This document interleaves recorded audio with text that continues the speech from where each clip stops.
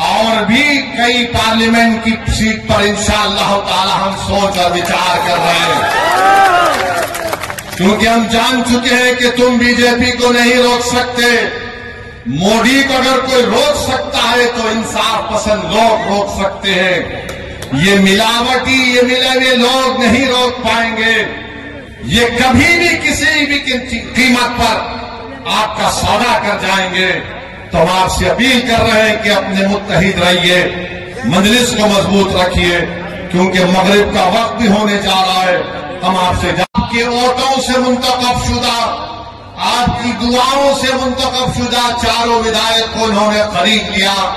अब बताइए कौन जिम्मेदार है अगर आज बिहार में बीजेपी की सरकार है? तेजस्वी से पूछेंगे तो तेजस्वी बोलेंगे चाचा हमको छोड़कर चले गए। नीतीश कुमार से पूछेंगे तो अल्फाज चाप चाप कर बोलेंगे हम मर भी गए तो नहीं जाएंगे, अब कह रहे हैं कि हम यहीं रहेंगे। यानी नीतीश कुमार, अगर गिरगुट और नीतीश कुमार को सामने रखा जाए तो गिरगुट कहेगा कि मुझे इससे शर्म आती है। इतना रंग बदलते हैं नीतीश कुमार, सुबह में जो बोलेंगे शाम तक चाचा पलट जाएंगे। अरे जब तुम सत्ता में तेजस्वी चाचा के साथ आ गए तो बड़ा हाथ पकड़ कर चल रहे थे, गले मिल मिल कर बोल रहे थे कि हम ये कर देंगे, बताओ फिर क्या हुआ? क्या सीमांचल की जनता से इंसाफ हुआ? क्या सीमांचल में यहाँ पर आप ही के इस विधानसभा में यहाँ पर 2 अनुमंडल की जरूरत थी? क्या एक अनुमंडल खुला? 10वीं जमात के इम्तिहानात चल रहे, हमारे बच्चों को तकलीफ होती है, यहाँ की जनता को तकलीफ होती है, मगर सिर्फ खेल सत्ता का है और सिर्फ कोशिश यही होगी कि कहीं से भी किधर से भी सीमांचल की जनता से इंसाफ ना हो। मैं पहले भी आपसे कहा हूं और आज फिर कह रहा हूं मेरे भाई, जब तक अल्लाह असदुद्दीन ओवैसी को जिंदा रखेगा मैं सीमांचल की लड़ाई लड़ता था, लड़ रहा हूं और इंशाअल्लाह ताला लड़ता रहूंगा। सीमांचल हो जाता है। तेजस्वी यादव को जरा सोचना चाहिए था कि जब तुमको मजलिस की जरूरत पड़ी तो अख्तर अली मान को बुलाया और बोला कि अख्तर भाई हमारा साथ दे दो।